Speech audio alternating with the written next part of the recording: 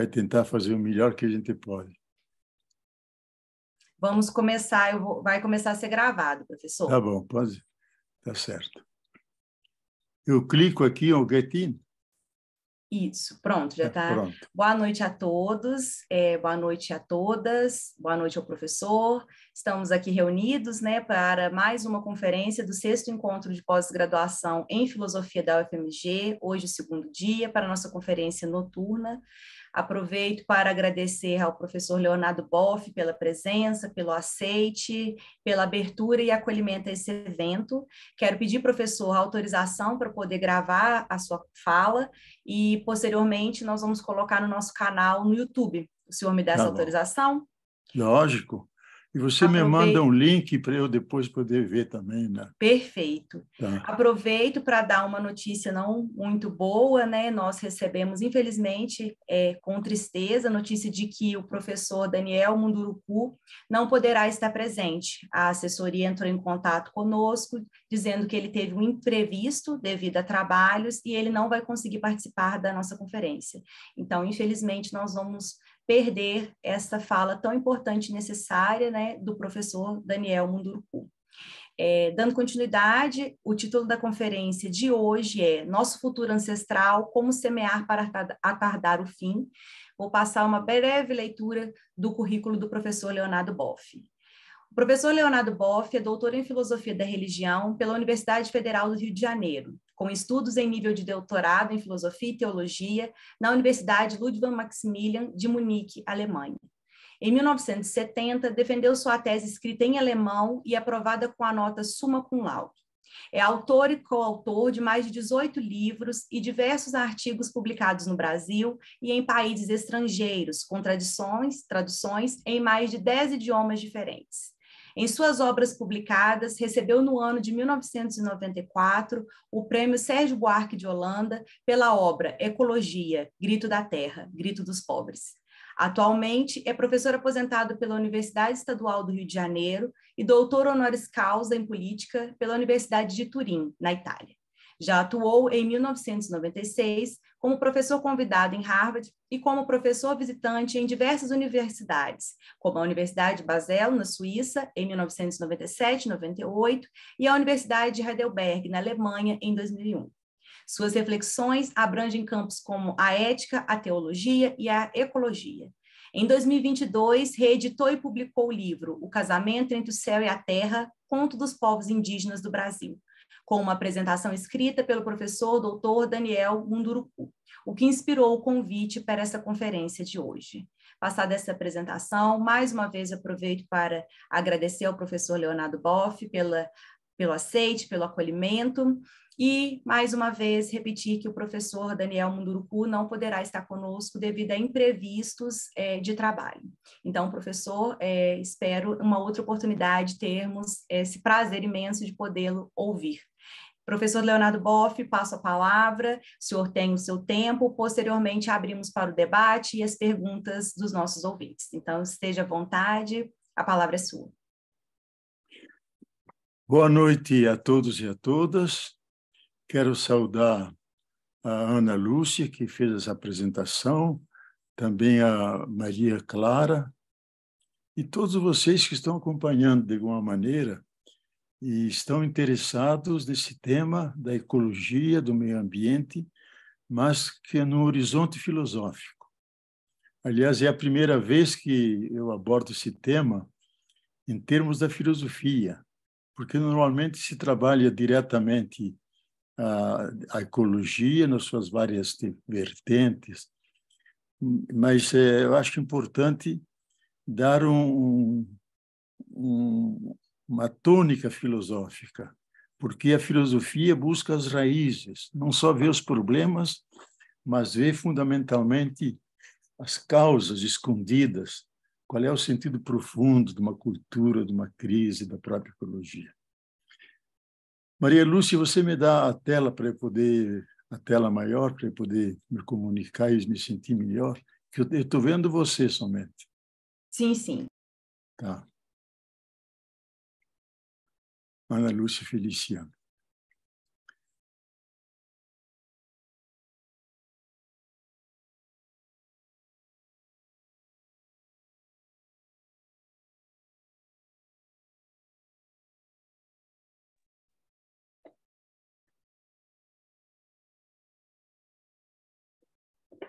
Professor, você está na tela sozinho aqui na tela para nós ouvintes. Ah, bom, porque eu só vejo aqui em cima no cantozinho. Tá tudo bem, não tem problema. Mas se eu pudesse me ver mesmo, aí eu me animo mais, sabe? Espera, deixa eu ver. É isso aqui, não. Aí são os inscritos. Aqui, não é?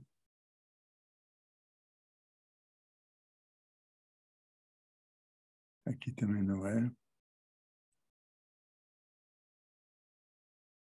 Tá bom. Então, novamente, quero saudar a todos, especialmente a Maria Lúcia, que vai coordenar o nosso encontro. E lamento muito que o Daniel Munduruku não esteja presente, porque ele fez o prefácio desse meu livro, O Casamento entre o Céu e a Terra, Contos dos Povos Indígenas do Brasil. Eu herdei do Darcy Ribeiro, eram muito amigos, uma verdadeira biblioteca dos grandes narrativas. Não gosto de falar de mitos, sabe? E quando eu fui lançar esse livro na Universidade Federal do Rio de Janeiro, convidei o Ayrton Krenak, que veio com toda a família, e eu disse, quero apresentar aqui esse livro, que são os grandes mitos indígenas. Ele logo levantou a mão e disse, mitos não, senhor, as verdades. Mitos são vocês, da ciência, da técnica, a vossa mitologia. Nós temos as nossas narrativas sobre a origem do universo, o sentido da vida, o sentido do tempo. E por isso eu não falo mais de mito. Depois que foi aplicado aquele que nunca foi mito, mas o antimito, e graças a Deus, infelizmente está voltando. E eu penso que se deve falar das narrativas, dos contos, mediante os quais eles, com a sua filosofia de vida, tentam interpretar o universo, o sentido de todas as coisas, e especialmente uma profunda ligação com a natureza. Primeiro, eu quero explicar o título desse livro, O Casamento com o Céu e a Terra. Certa feita, eu estava dando palestra na Suécia, quase lá no Polo Norte. E aí, os samis, os famosos indígenas deles, nós dizemos esquimós, eles não aceitam a visita de ninguém. Mas disseram, tem um teólogo da libertação aí, vamos ver que bicho que é. Então vieram 3 caciques. E primeira pergunta, os indígenas brasileiros casam o céu com a terra ou não? Dizem, lógico que casam. Desse casamento nascem as coisas todas. Ah, então são ainda indígenas, porque os nossos irmãos lá embaixo, na Suécia, não ficaram só com a terra, esqueceram o céu. Por isso são ricos, comem e bebem e acabam se suicidando. Nós não. Nós casamos o céu com a terra. E por isso somos felizes e vivemos longos anos. Por isso eu dei esse título. Mas eu me ocupei mais com esta temática, porque eu venho da teologia da libertação, fui franciscano e sou de espírito ainda, e sabe que São Francisco tinha uma relação profunda com a natureza, chamando a todos os seres com o doce nome de irmão e irmã. Então, eu vinha já nos anos 80 pensando, se o eixo estrutural da teologia da libertação é a opção pelos pobres contra a pobreza e a favor da libertação, nós temos que colocar dentro dessa opção, que é o eixo estruturador desse pensamento, devemos colocar o grande pobre, e é a Mãe Terra, que está crucificada, e nós temos que baixá-la da cruz. E a teologia não pode ser só teologia das culturas, teologia dos indígenas, teologia feminista, teologia da história, vários ramos que a teologia assumiu. Temos que ter uma ecoteologia da libertação. Então, inicialmente, os meus colegas não entenderam isso e disseram o bofo do vermelho passou para o verde. vermelho é essa visão que nos chamavam mais marxista, mais ligada à transformação da sociedade. Eu digo, não. Vocês esqueceram a grande lição da tradição da humanidade, que sempre chamaram a Terra de Magna Mater, a Mãe Terra.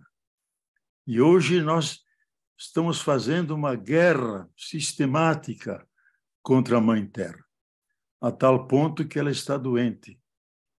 E nós temos que curá-la. E cada ciência deve dar a sua colaboração. Todas as ciências.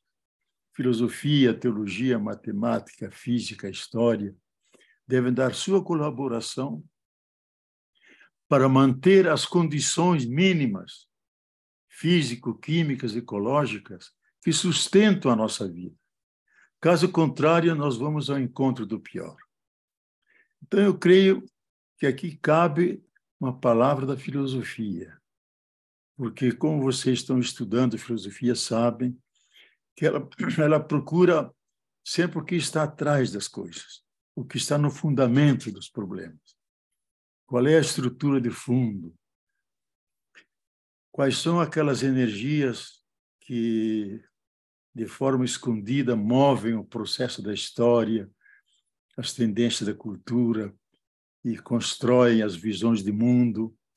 E como nós podemos trabalhar isso de tal forma que nós possamos entender a nossa própria história, especialmente decifrar um sentido que geralmente é latente, como dizia Hegel, identificar o Weltgeist, o espírito do mundo, que está empurrando todas as dimensões do universo, da matéria, da vida, do espírito.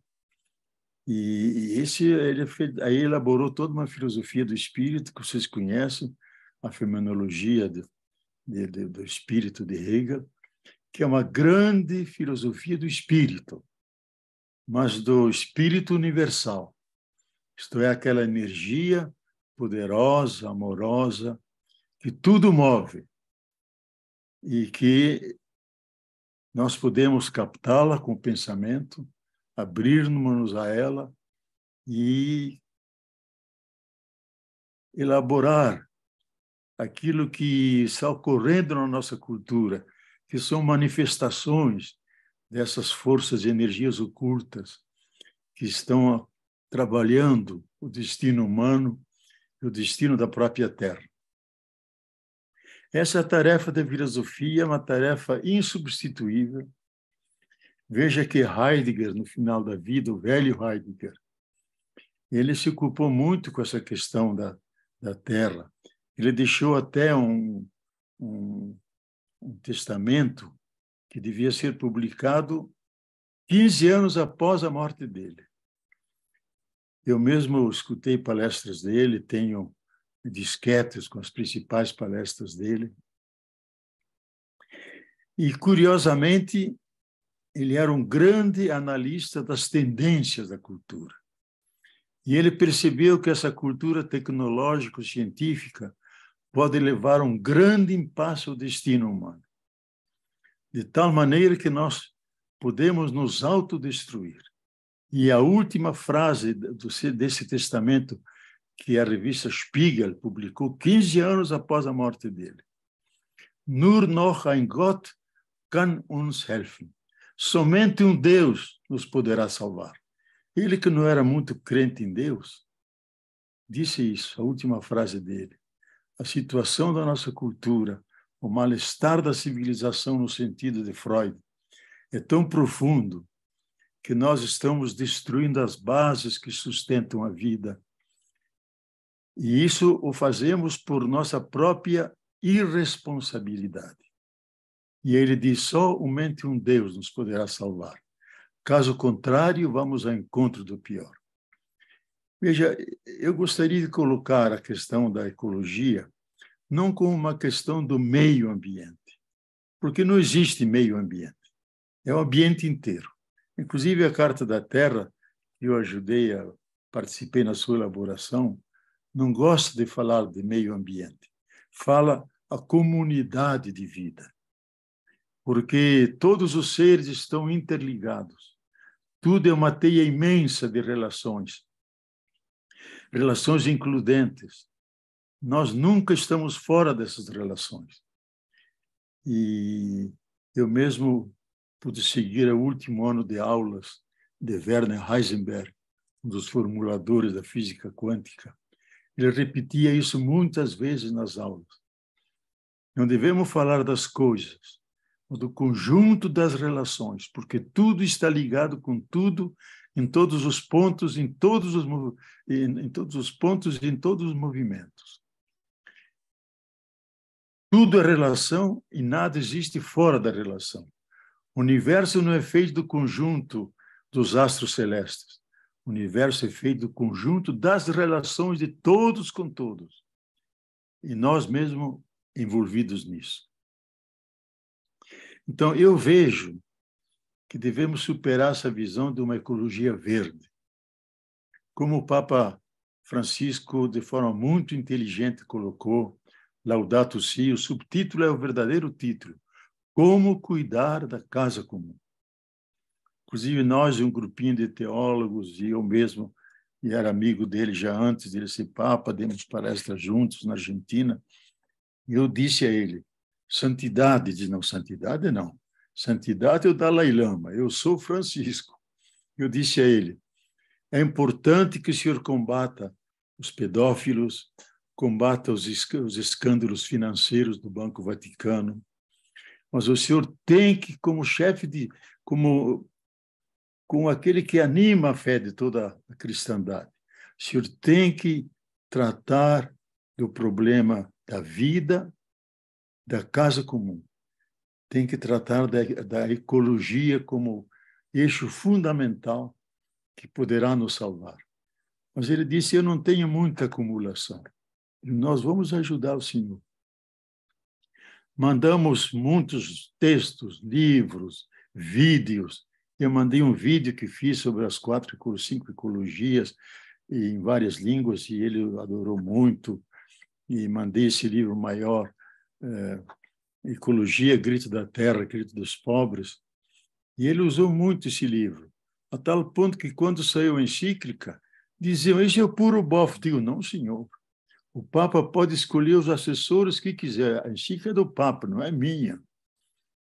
Ele pode escolher nomes e textos, etc., mas a coisa é dele.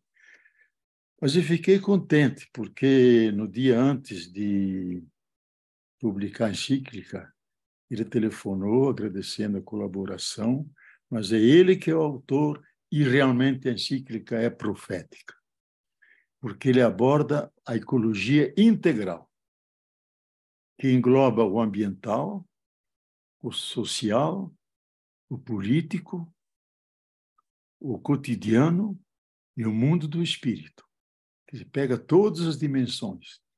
Então, a verdadeira ecologia integral. A ecologia, nesse sentido, é mais do que uma técnica para garantir a sustentabilidade de todos os seres e manter o equilíbrio do sistema vida, do sistema terra. É mais do que uma técnica, é uma arte de como nos relacionamos diferentemente com a natureza, de tal maneira que nós preservemos a casa comum e tenhamos um futuro aberto para a natureza, para a vida e para o próprio destino humano. De fato, ele publicou essa encíclica em 2015. 5 anos depois, publicou a Fratelli Tutti, que eu considero mais importante que a primeira. Todos irmãos e irmãs. Porque na Fratelli Tutti, ele apresenta aquilo que eu gostaria de falar agora um pouco, isso tem a ver com a filosofia. Ele apresenta uma alternativa ao paradigma da modernidade que nos levou a essa grande crise que nós estamos vivendo agora e que poderá ser uma crise terminal. Veja que ontem ainda Putin falou que ele vai utilizar ainda armas nucleares, agora táticas. Eles caem numa cidade, destrói pouco, mas contamina de tal maneira a região que por 15, 20 anos, como em Chernobyl, ninguém pode habitar. Se você vai a Chernobyl, você não pode ficar mais de 15 minutos, porque pode pegar câncer de pele e outras doenças. Ele ameaçou isso. E se a resposta for uma bomba não dessas que ele quer lançar, mas as estratégicas, aí será o fim da espécie humana. E muitos cientistas, especialmente Noam Chomsky, que é o intelectual mais importante dos Estados Unidos, eu acho até o intelectual mais inteligente do mundo hoje. Ele é casado até com uma brasileira, vem muito ao Brasil, e eu mesmo conversei muito com ele por causa da esposa brasileira dele. O último artigo dele, ele disse isso. Nós estamos na iminência do fim da espécie, porque eu conheço suficientemente loucos no Pentágono, que deve haver também loucos junto ao Putin, que queiram uma decisão final. E aí usam as armas estratégicas, e aí é o fim da espécie. Porque o céu vai ficar branco, nós não vamos ver o sol por vários anos, a natureza toda morre e a espécie humana desaparece. E ele fez esse alerta. Não é impossível que isso ocorra. Já várias vezes ele fez isso. Então, eu acho que devemos prestar atenção a essa realidade que é como uma espada de Damocles sobre a humanidade. Eu vejo alguns problemas fundamentais que nós não podemos esquecer. O problema primeiro é esse, eles nem falam de uma guerra nuclear, falam de guerra terminal. Dizem 1 mais 1 igual a 0. Um destrói o outro e acaba com a humanidade. 0. Oxalá isso não aconteça. Porque se acontecer, nós não estaremos mais aqui para discutir ecologia. Então, o segundo grande problema é aquilo que a gente chama a sobrecarga da Terra. The overshoot, the Earth overshoot. Sobrecarga da Terra significa o seguinte: todo ano a ONU publica o dia da sobrecarga da Terra. É sempre no dia 22 do mês. Eu acompanho isso desde fevereiro, agora chegamos no dia 22 de julho do ano passado. Publicaram os dados da sobrecarga da Terra. O que significa isso? A Terra tem um volume de bens e serviços. Os capitalistas falam em recursos, não gosto dessa imagem, porque é muito materialista. Os andinos falam as bondades da natureza. Nós falamos, nós ecólogos, vocês também, nós falamos os bens e serviços da natureza. Os bens e serviços da natureza no armário dela, no depositório dela, se acabaram. Dia 22 de julho de 2022. E como ela reage? Porque ele é um superorganismo vivo, que articula o físico, o químico, o ecológico de tal maneira que ela sempre se mantém viva, produz vida. Como ela reage? Ela reage aumentando o aquecimento global, mandando mais doenças, mais vírus, mais tufões, grandes enchentes, eventos extremos, logo vou falar sobre isso. E o grande sinal que ela mandou, que nós não aprendemos ainda o significado dele, porque somos demasiadamente curtos na nossa inteligência, na nossa racionalidade científico-técnica. O coronavírus, que só atingiu os seres humanos, não atingiu os gatos e cachorros, só atingiu os seres humanos, não respeitou os limites das nações, nos colocou num retiro existencial para pensarmos como nós chegamos a isso e qual será o nosso futuro. E o pior de tudo seria voltarmos à antiga ordem, à antiga normalidade, aquela que trouxe o vírus, que poderá vir outros vírus mais perigosos ainda. os biólogos, esses que trabalham os vírus, etc., especialmente o David Kamen, aquele que previu o Ebola, previu o Covid-19, avisou a todos os chefes de Estado que viria um vírus muito perigoso e que cuidasse da infraestrutura hospitalar e higiênica de todos os países, porque ele ia atingir profundamente a humanidade. E ele disse, avisei a todos os chefes de Estado, ninguém deu importância. Sorte que nós tínhamos o SUS aqui. A Itália não tinha, a França não tinha, a Inglaterra tinha. Inclusive, nós copiamos muito da Inglaterra. A Alemanha tinha um pouco. O Oriente não tinha. Então, esses milhões que morreram não precisavam ter morrido, se a humanidade fosse inteligente. E esse David Kamen, vocês podem entrar no Google, Kamen com o quê?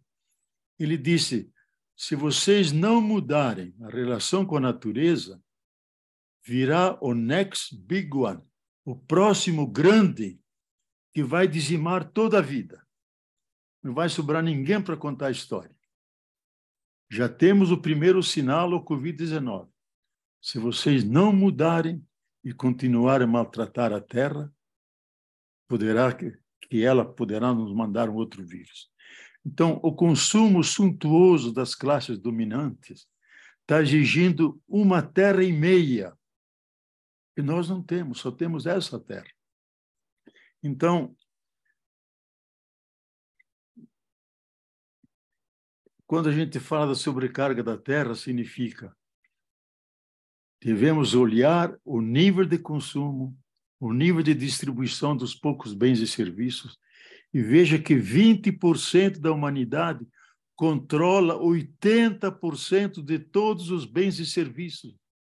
Por isso, os países nórdicos, os países opulentos, vivem na maior superabundância escandalosa quando a gente vai para aqueles países. E grande parte da humanidade está na pobreza, na miséria, na marginalidade, com falta de água, com falta de alimentação, falta de medicinas. Então, esses cientistas que trabalham sobre a carga da Terra dizem, nós não podemos chegar, veja, de fevereiro já estamos em julho, em 7 meses gastamos tudo que a Terra podia dar. Agora estamos arrancando violentamente aquilo que ela já não tem, ela está sangrando.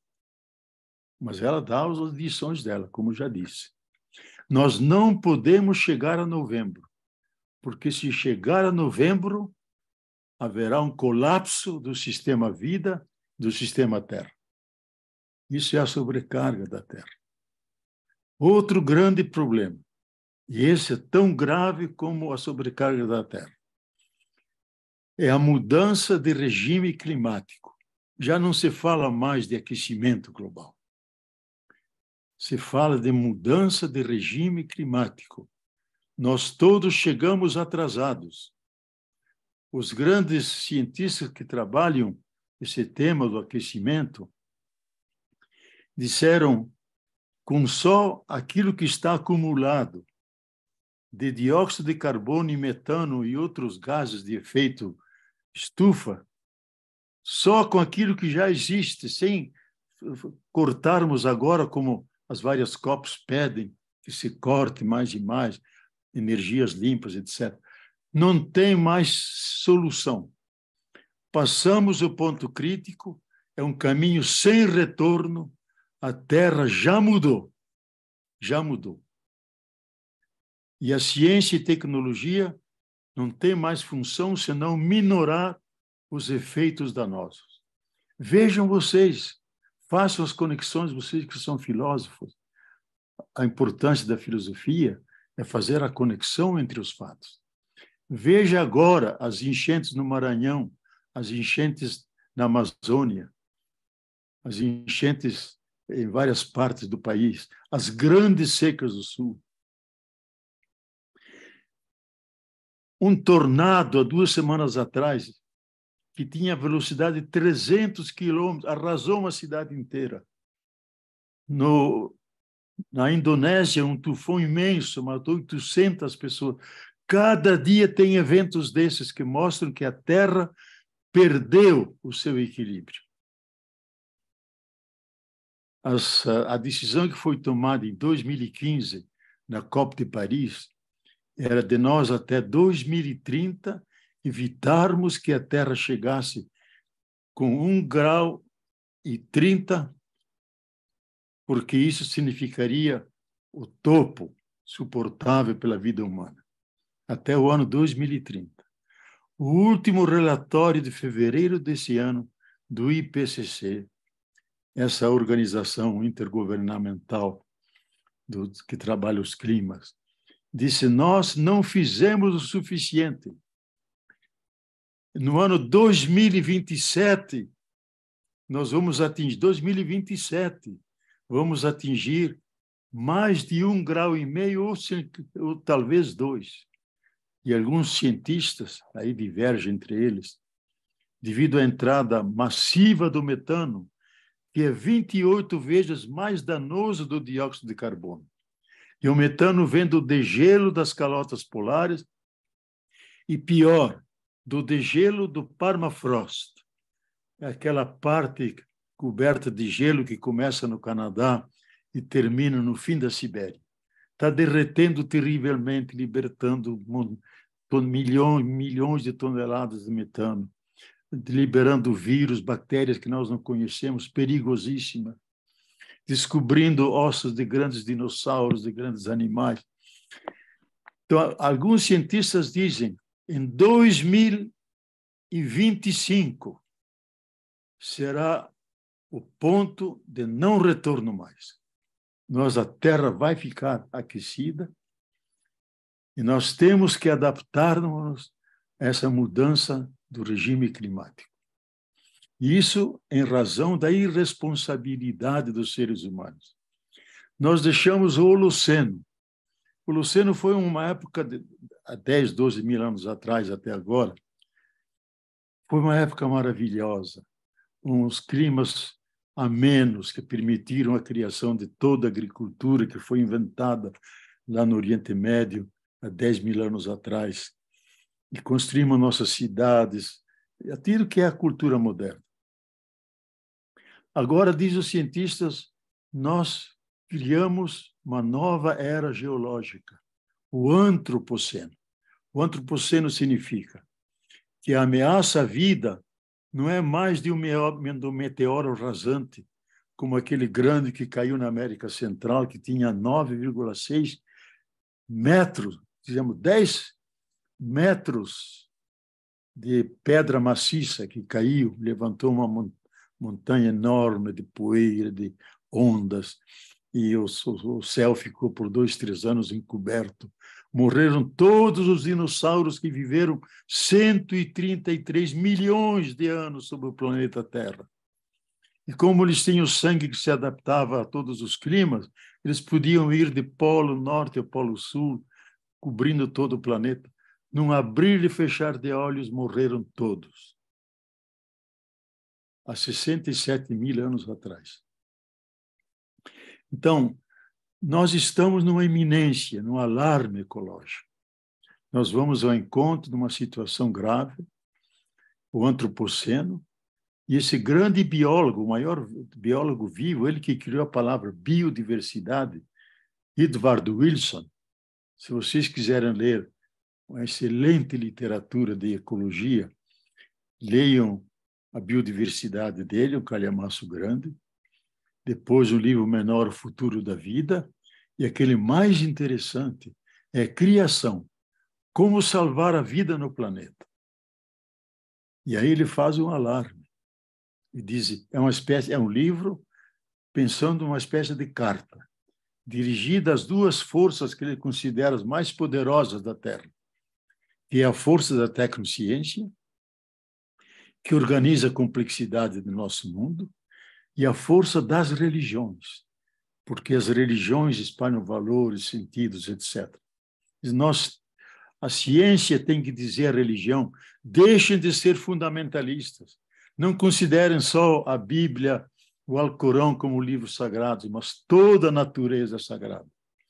E a religião diz à ciência, não use a ciência para o mercado e para a destruição, mas a ciência para a vida, para sanar a terra que está ferida. Ele termina assim: se nós não conseguirmos fazer essa aliança sagrada entre ciência e terra, eu que sou ateu, estou rezando que isso aconteça, porque, caso contrário, não salvaremos a vida sobre esse planeta. Mas, se puderem ler esse livro chamado Criação, cheio de casos, ele é um grande especialista da Amazônia, a especialidade dele é a Amazônia, em formigas da Amazônia, mas é um nome internacional, eu conheci pessoalmente quando fui dar umas aulas lá em Harvard. Então, o aquecimento global, nós estamos já dentro. E do antropoceno, estamos chegando ao necroceno, isto é, a morte massiva de seres vivos. O último dado que esse Edward Wilson dá, que cada ano, dada a agressividade do projeto industrialista, estão desaparecendo cerca de 100.000 espécies de organismos vivos.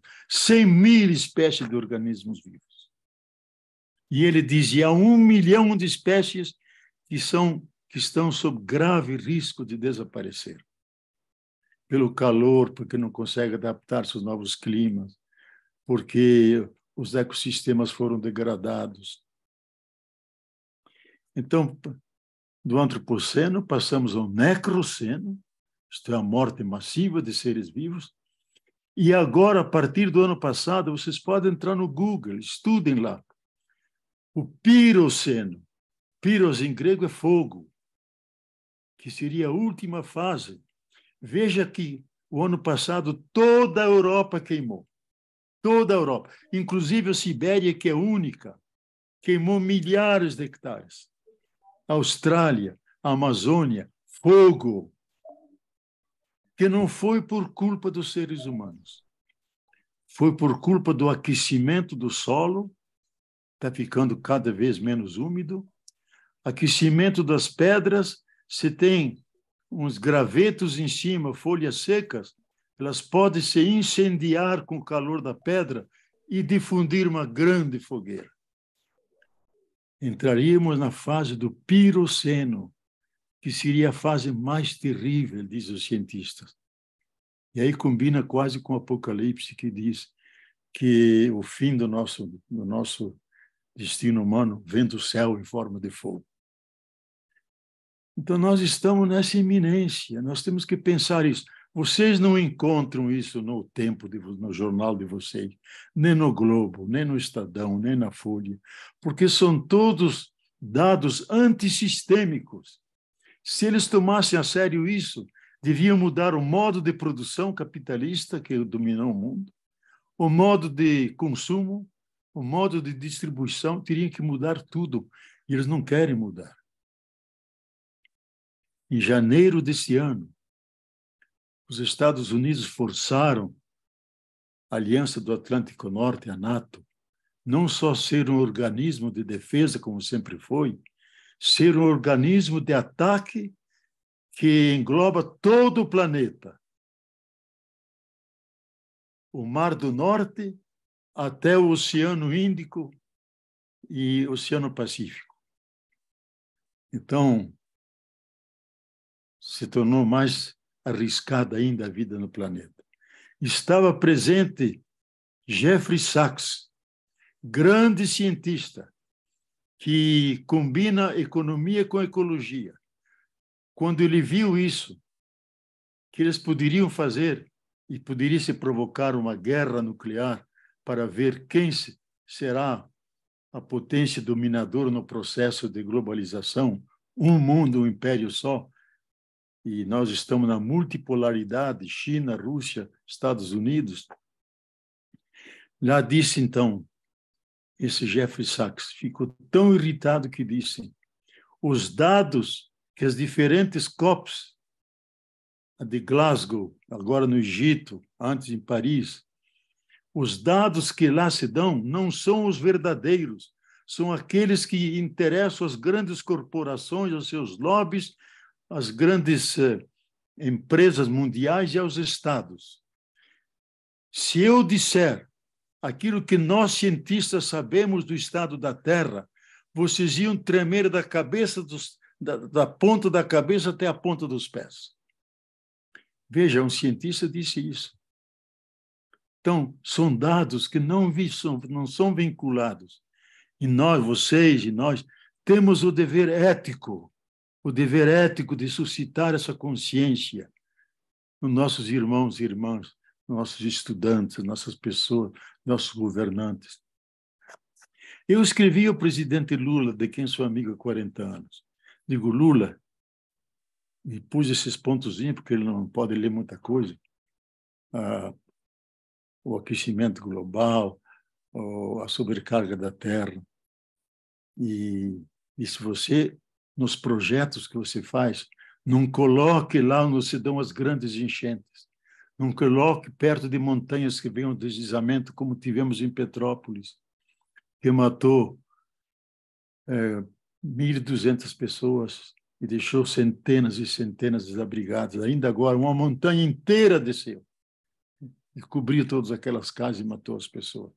Isso vai ocorrer, eu disse ao prefeito nessa semana, anteontem dei uma palestra lá de saúde, disse ao prefeito, não construa, não deixe construir mais casas nessas montanhas, porque virão efeitos cada vez mais frequentes, cada vez mais danosos.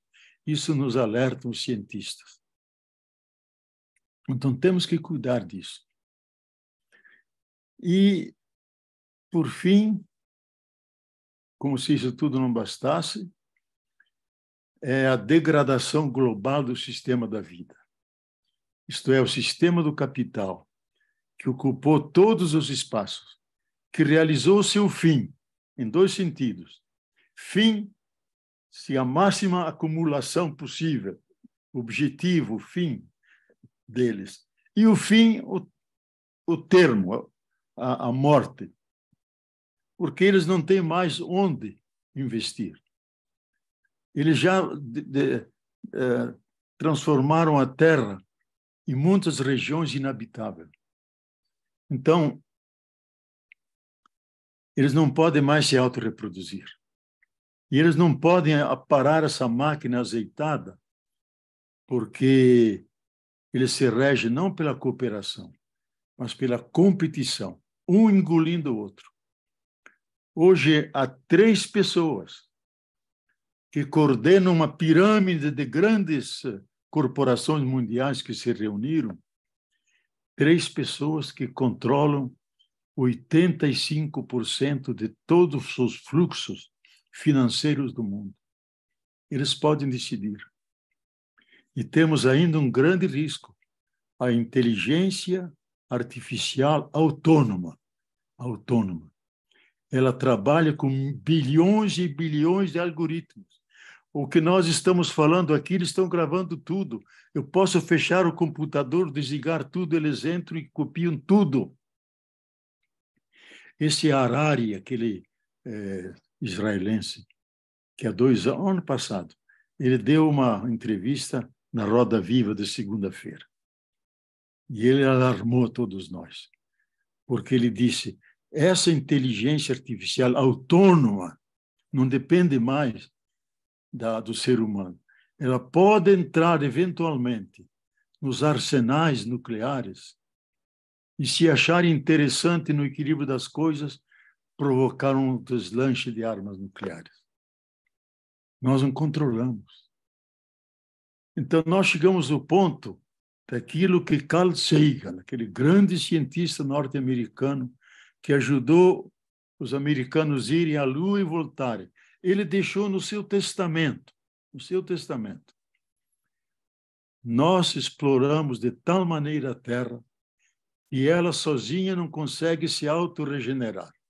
Se nós queremos sobreviver, devemos elaborar outras políticas que ajudem a Terra a continuar a dar tudo que nós precisamos para viver.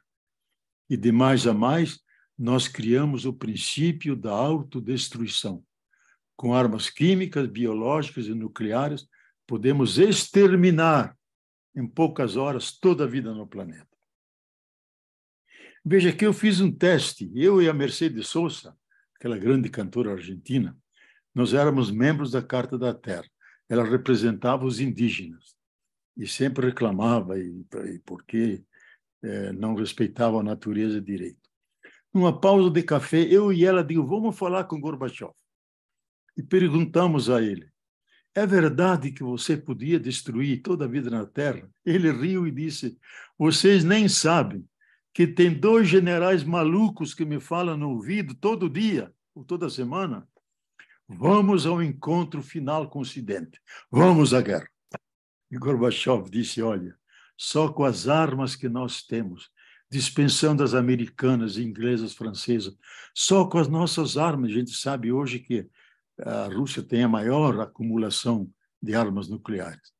Só com as armas nossas podemos destruir toda a vida por 15 formas diferentes. Eu ouvi da boca dele isso.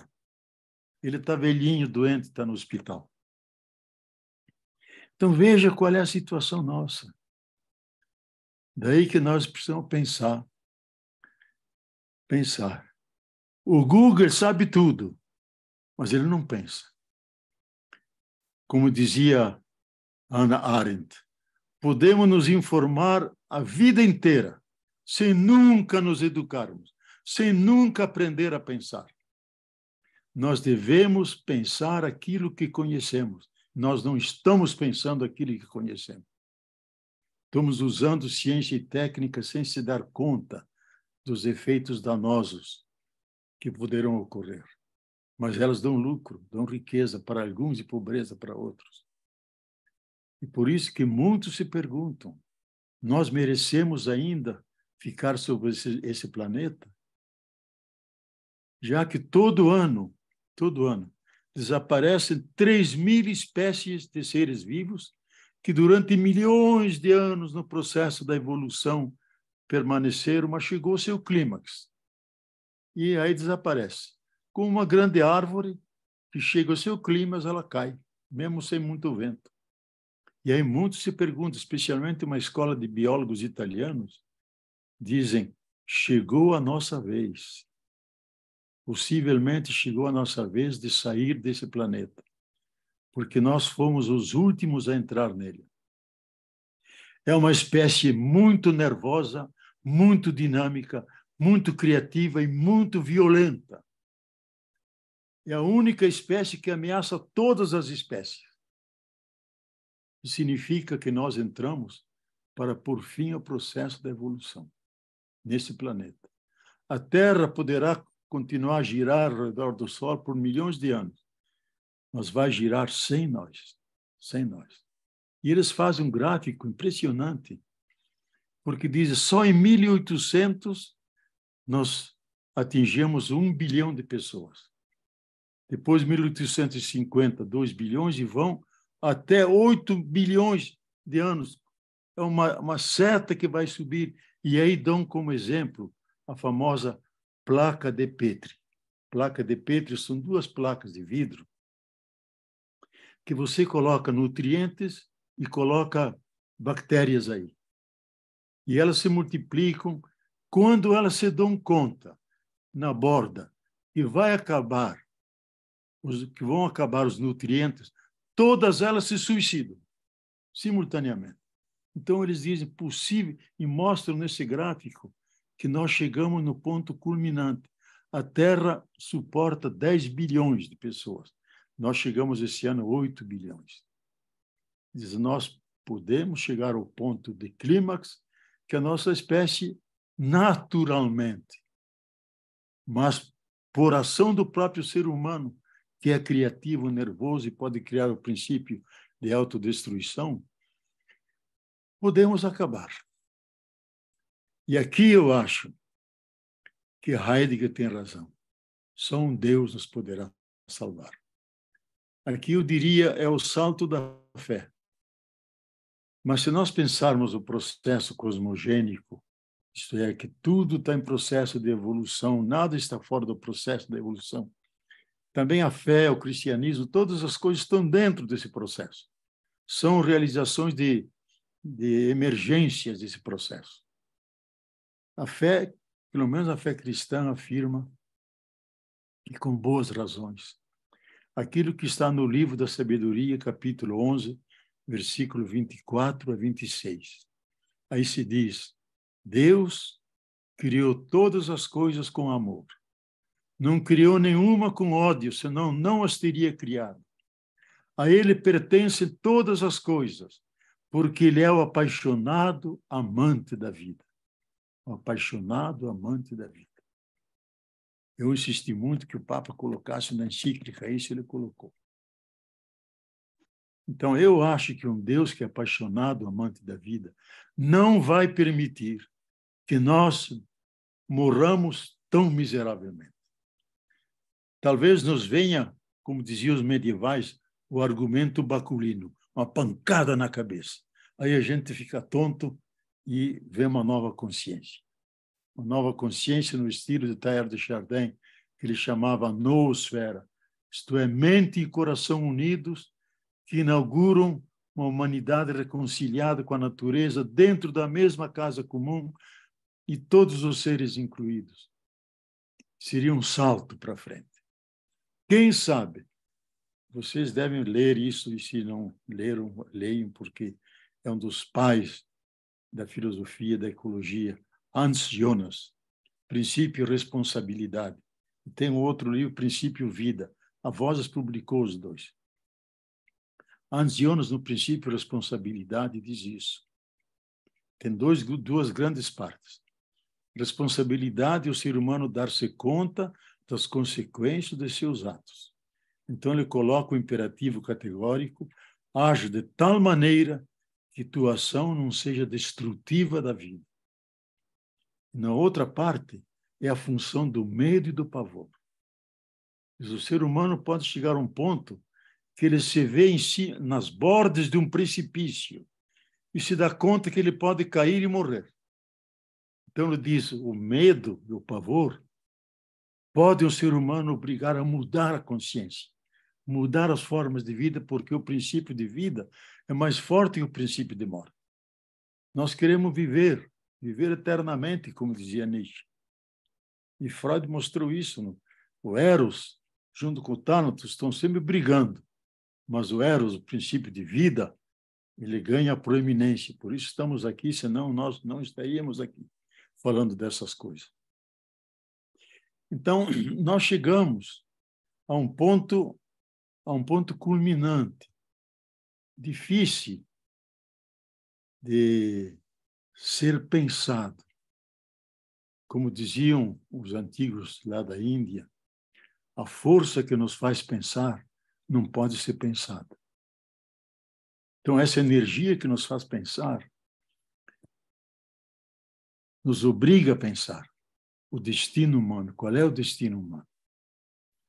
Como eu disse, podemos dar o salto da fé, que é numa outra nível de realidade, e aí temos um argumento, porque um irmão nosso, Jesus de Nazaré, uma irmã nossa, Maria de Nazaré, já estão ressuscitados e estão no coração da Trindade.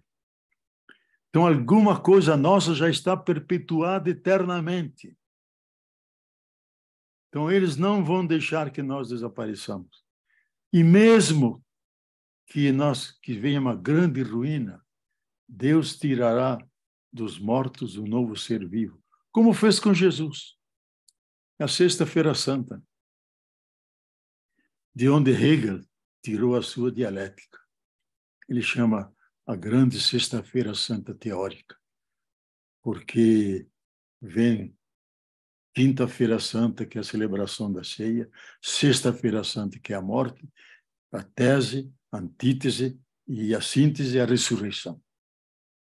E ele diz, eu tive lá em Tübingen, no quartinho, porque ele era teólogo no começo, onde ele estudava teologia. Onde ele pensou numa Semana Santa, ele tirou a dialética dele, lendo o mestre Eckhart e celebrando a Semana Santa. Então, nós podemos estar numa grande Sexta-feira Santa, ecológica, dramática, mas para nós não é a última palavra. A última palavra que vem depois é a ressurreição. transfiguração. A gente não sabe qual é a forma dessa transfiguração. Mas a ressurreição de Cristo não é a reanimação de um cadáver, como aquele de Lázaro ou da filha de Jairo. Depois voltaram a morrer.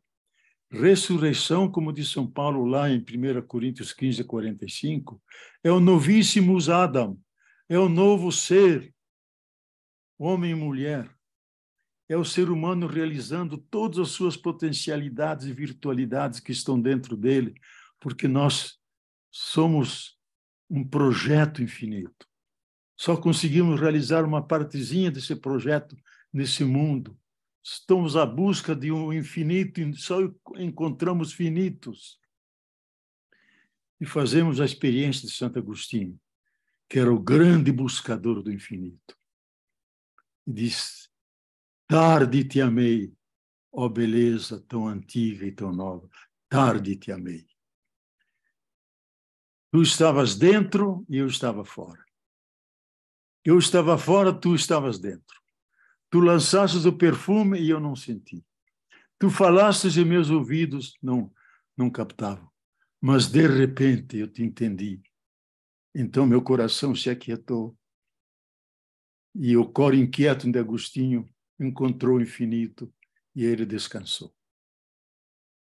O descanso sabático. Nós fazemos essa experiência.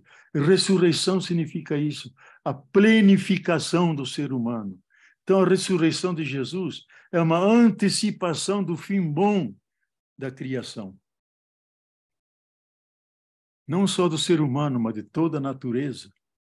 Como diz esse grande pensador, vale a pena vocês lerem, Ernst Bloch, os 2 volumões, saíram em português, Princípio e Esperança, onde ele diz: o verdadeiro Gênesis não está no começo, o verdadeiro Gênesis está no fim.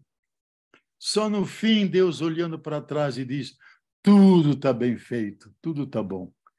Agora não está nada bom.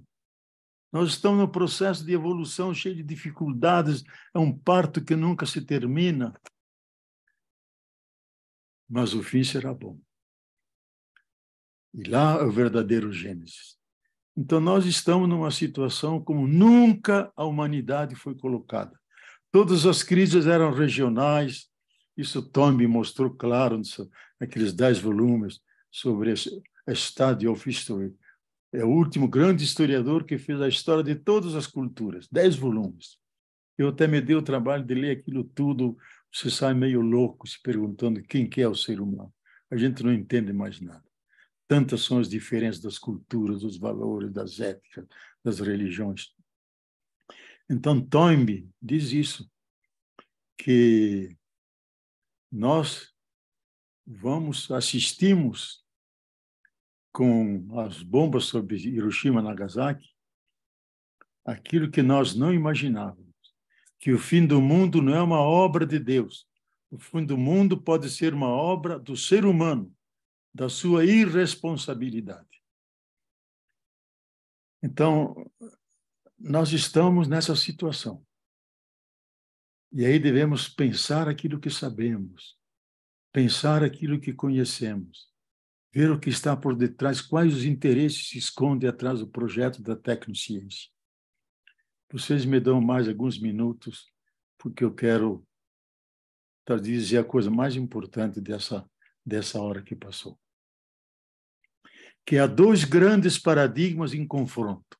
Você sabe que paradigma é o conjunto de valores e formas como a gente monta uma sociedade, com seus valores, seus princípios, suas organizações. Então, no século XVIII, se criou a modernidade com os pais fundadores, Galileu Galilei, Francis Bacon e outros. Criamos a modernidade e o lema deles era a vontade de potência, a vontade de poder. Dominar tudo, dominar o mundo, dominar as culturas, dominar os povos, dominar a matéria, dominar a vida.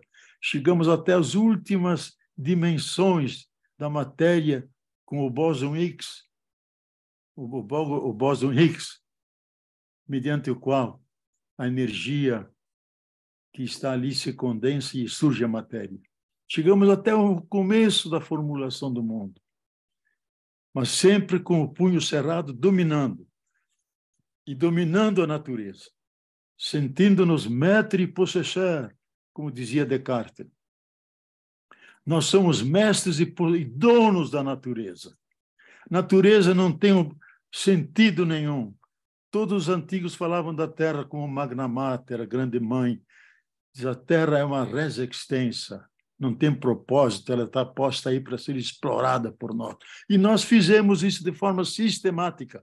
Criamos a cultura da modernidade, que tantas vantagens nos trouxe. Nos trouxe antibiótico, vivemos muito mais. Temos essa live aqui, sem ela não seria impossível. Mas, simultaneamente, é isso. Criamos o princípio da autodestruição. Então, esse princípio da modernidade, da vontade de poder, e poder como dominação sobre a natureza e os outros, chegou ao seu clímax. Ele está se terminando, ele está se autodestruindo. E o Papa, na Fratelli Tutti, que eu considero mais importante que a Laudato Si, como cuidar da casa comum, elabora uma alternativa ao paradigma que ele chama o paradigma do Dominus, o ser humano como senhor, o paradigma do frater, o paradigma do irmão e da irmã de toda a natureza.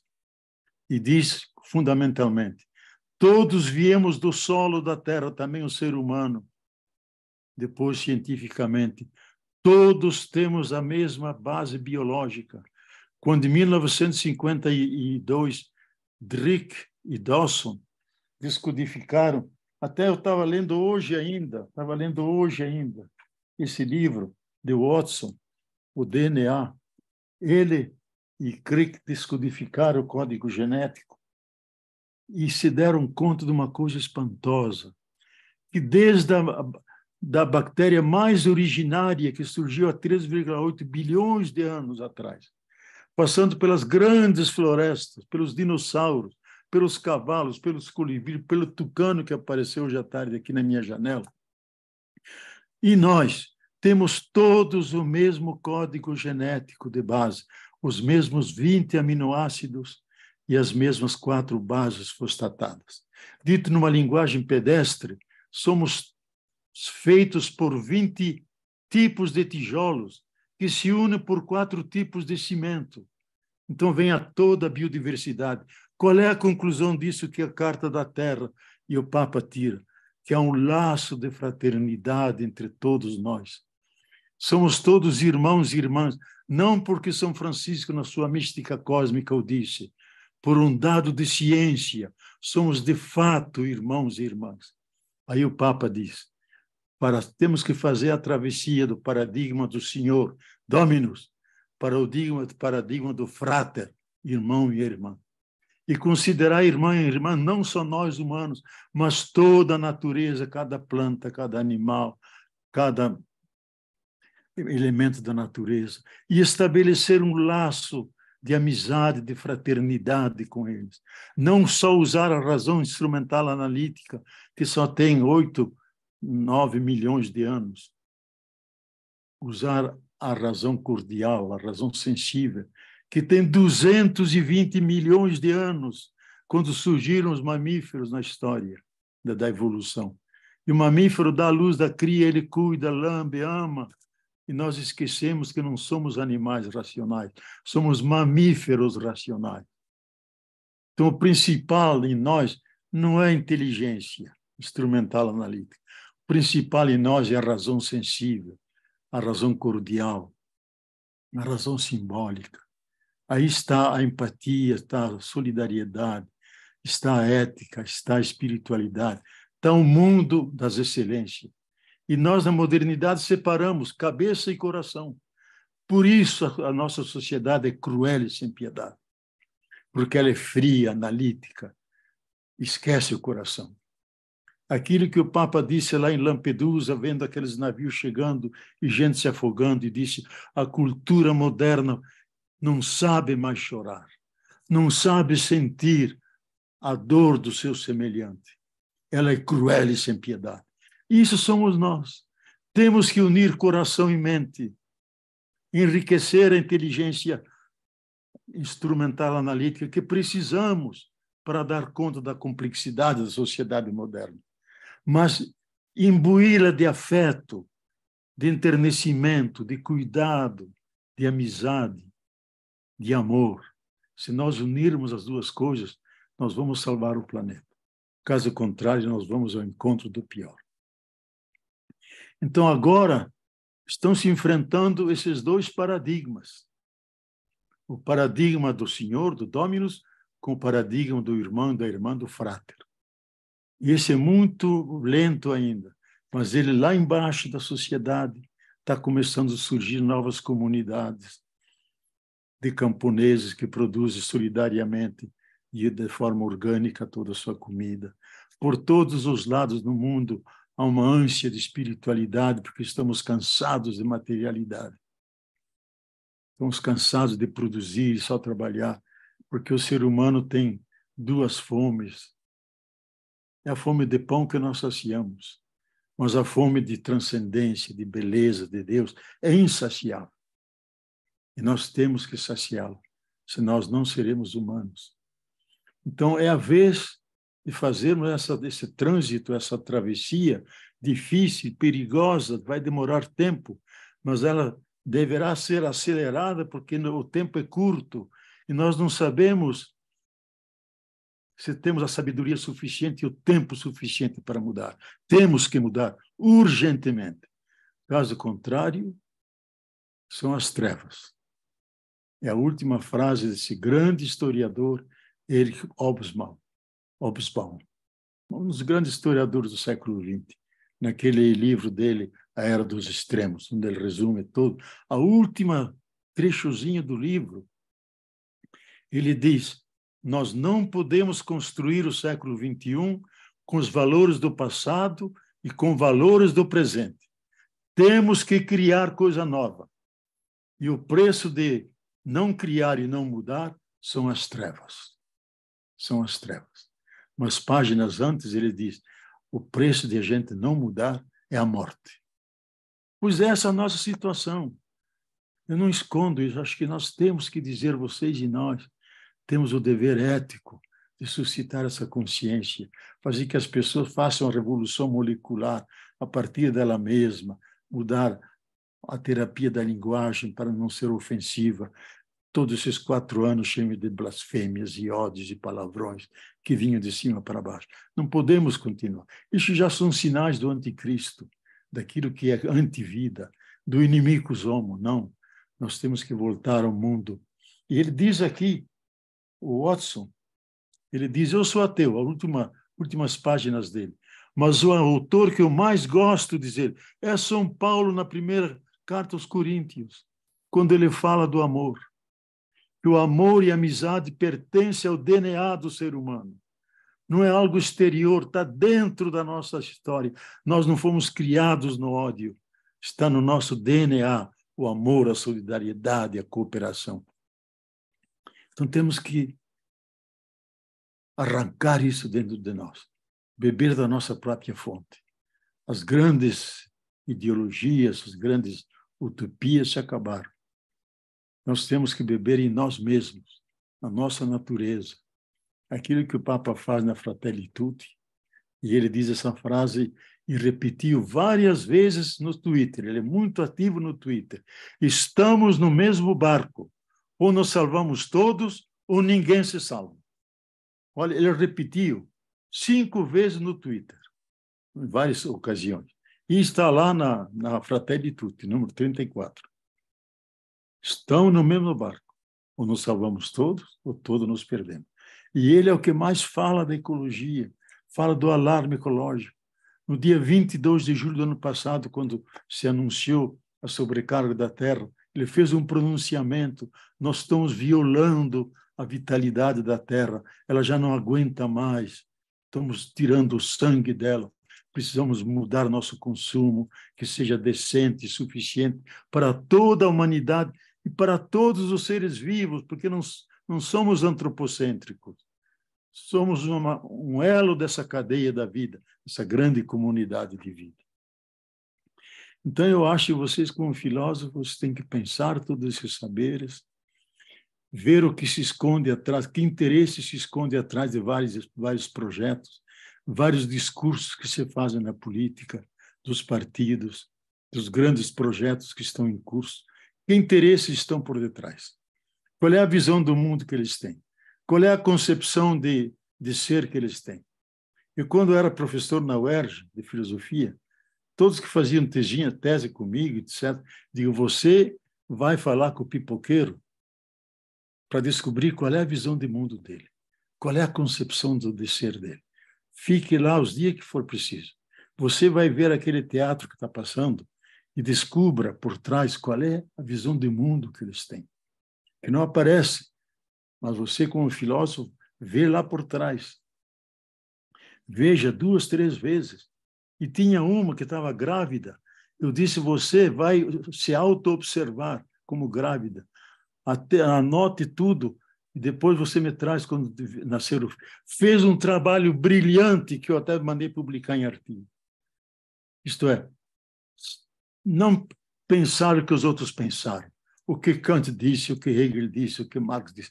Vamos pensar a nossa realidade, o que o pipoqueiro, o que todo mundo pensa. Todo mundo tem sua visão do mundo. E nós, como filósofos, vamos tentar descobrir isso e ver qual é a visão do mundo mais adequada à vida para todos, aquela que mais salvaguarda essa herança sagrada que recebemos do universo de Deus, que é a vida, que é a maior floração do processo da evolução. E nós, seres humanos inteligentes, amantes, cuidantes, temos essa missão que está escrita no capítulo 2, versículo 15 do Gênesis. O ser humano é colocado no paraíso terrenal para guardar e cuidar. Guardar é defender esse paraíso. Cuidar para que ele seja fecundo e possa abastecer todos os famintos. Essa é a nossa missão. E o ser humano, em vez de anjo bom, se transformou no Satã da Terra. Aquele que está destruindo sistematicamente os ecossistemas, as águas, os solos, os ares com as poluições. Mas nós temos esperança. Termino com uma frase de Santo Agostinho, que não era europeu, era africano. Aquilo que hoje é Algéria, Hipona. Talvez o maior gênio do Ocidente, o maior pensador. Se você ler algumas páginas das confissões, alguns sermões dele, e publicar, você pensa que é um filósofo atual da fenomenologia da existência. Um homem que pensava a vida. E ele disse uma coisa interessante, com isso eu termino. Nós temos 3 virtudes. Temos a fé, e se perdemos a fé, não morremos por isso. Temos o amor, se perdemos, a gente escolhe outro amor. E temos a esperança. Nós não podemos perder a esperança, porque a alternativa à esperança é o suicídio. Daí o esperançar de Paulo Freire. É criar as condições para que a esperança seja efetiva. E aí ele diz, a experiência tem 2 belas e formosas irmãs, que é a indignação contra esse mundo que está aí ruim, e a coragem para mudar esse ruim bom. Nós devemos nos enamorar dessas 2 belas e formosas irmãs, nos indignar face a esse mundo que não agrada a nós, não agrada a Deus, que é um pecado que grita aos céus. E, ao mesmo tempo, a coragem de começar a mudar, começando por nós mesmos, criando uma pequena comunidade, as relações nossas. E a gente sabe, pela física quântica, o bem que a gente faz, por menor que seja aqui, não fica preso aqui, ele se irradia pelo mundo, ele reforça a teia das relações. E, quem sabe, vai ajudar o ser humano a mudar de consciência, a dar um salto na sua consciência na direção de uma terra da boa esperança, de uma terra que será a terra casa comum de todos, a natureza incluída. Muito obrigado.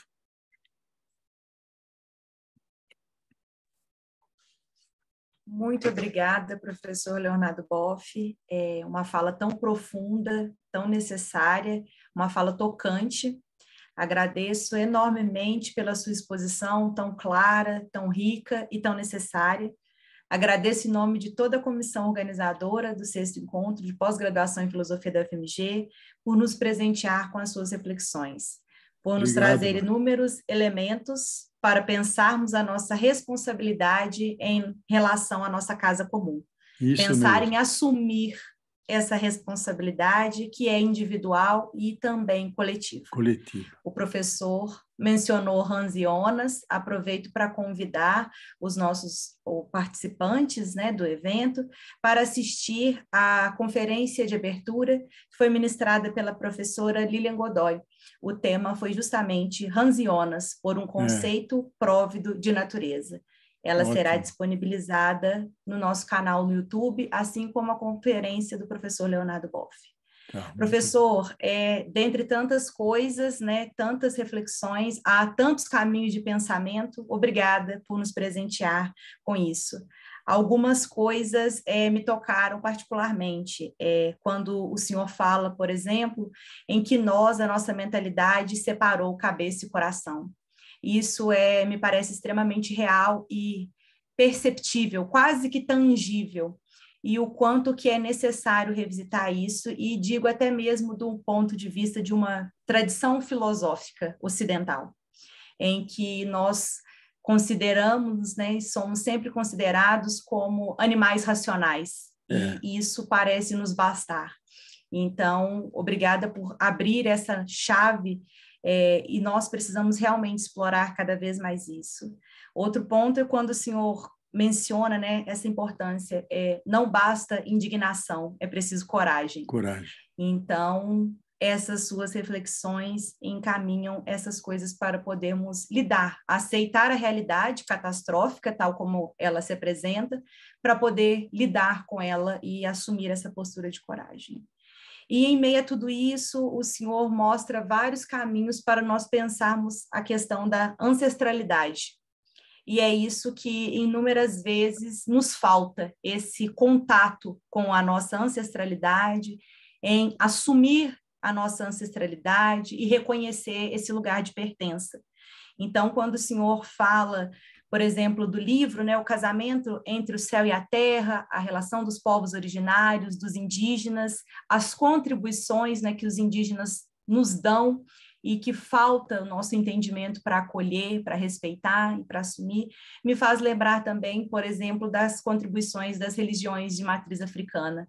Esse casamento entre céu e terra também me faz lembrar do casamento entre Orum e Aie, que é céu e terra para as religiões de matriz africana. Então, obrigada por recuperar essa nossa ancestralidade, algo que nos diz tanto sobre quem nós somos, a nossa forma de enxergar as coisas.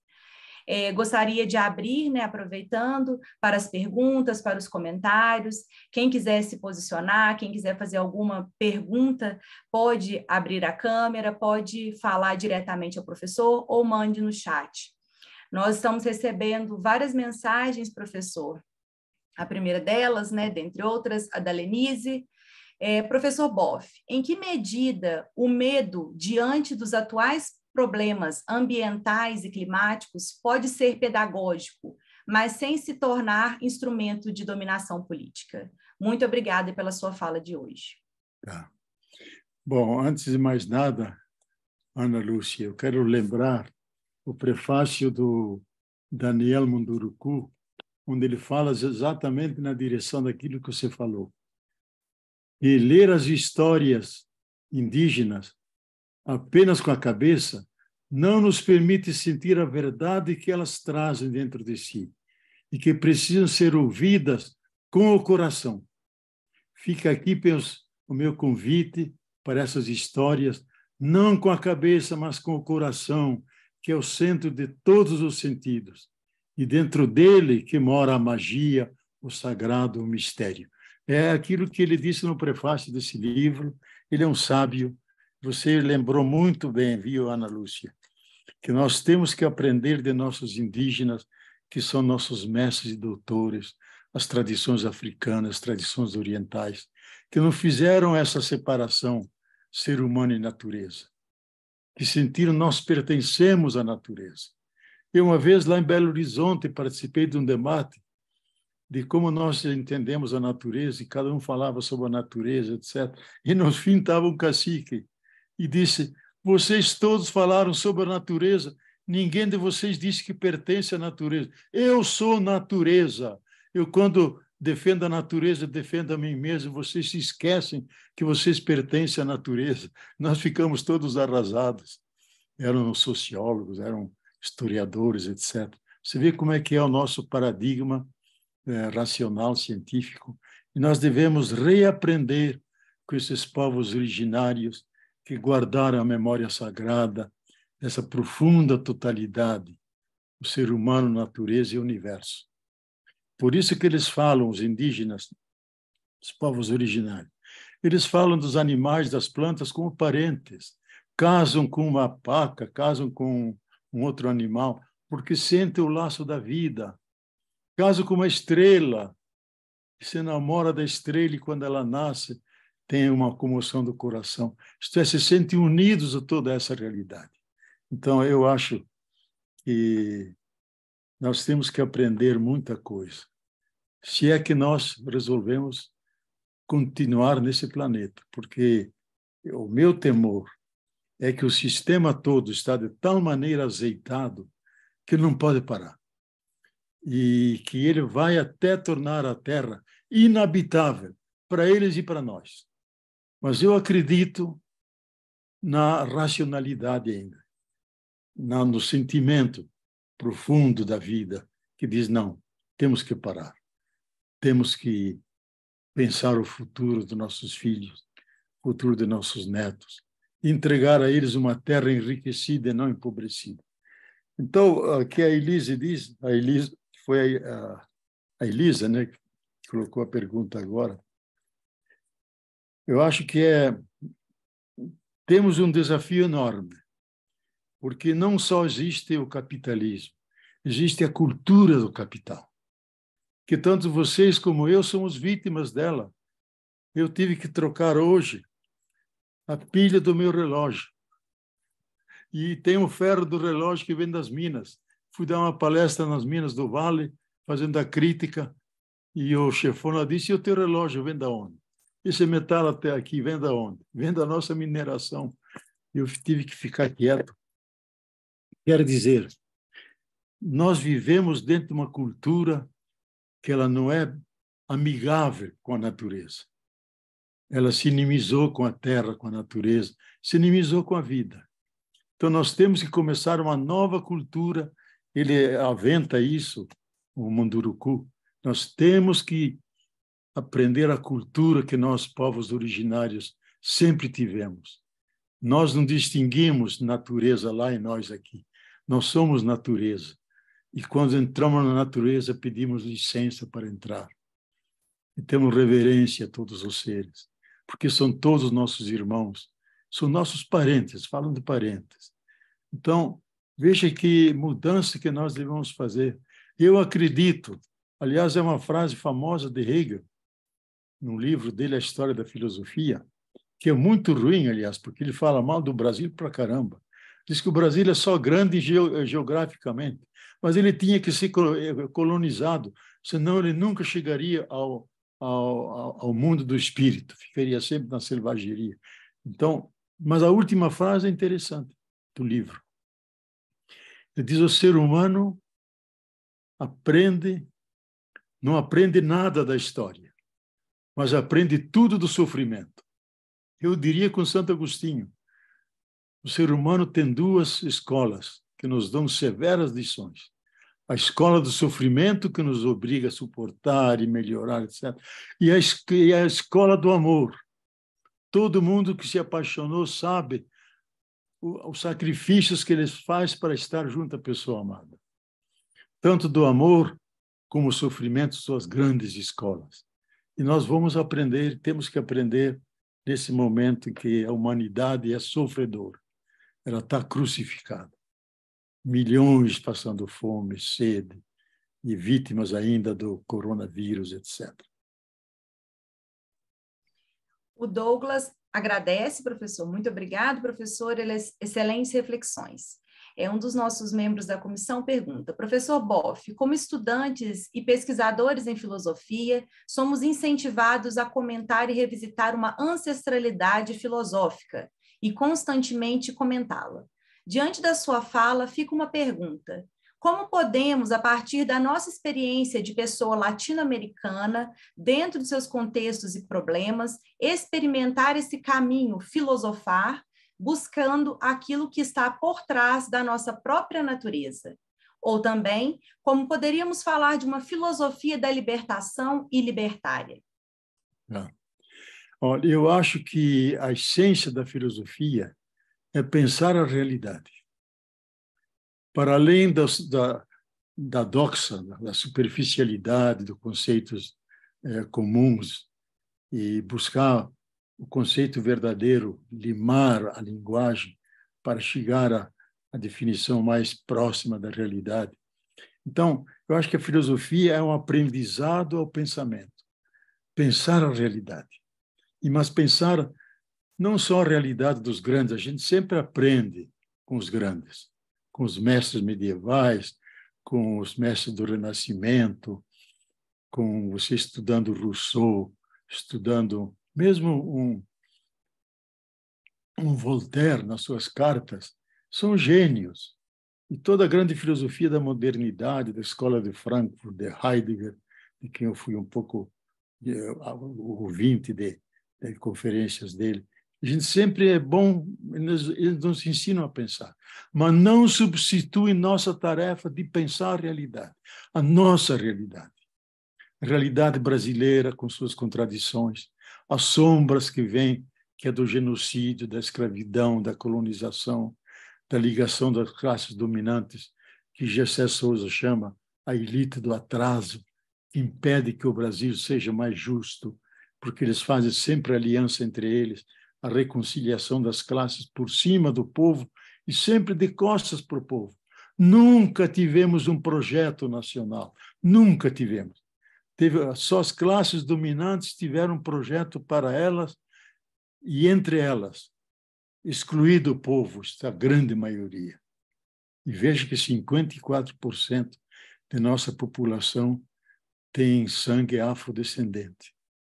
Então, grande. E onde que eles estão? Eles estão na pobreza, na miséria, no desprezo, vergonhosamente desprezados. Temos que pensar essa realidade que nos desafia.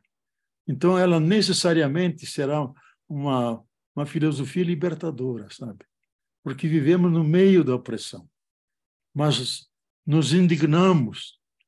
Eu acho que a filosofia já é uma grande discussão já da tradição.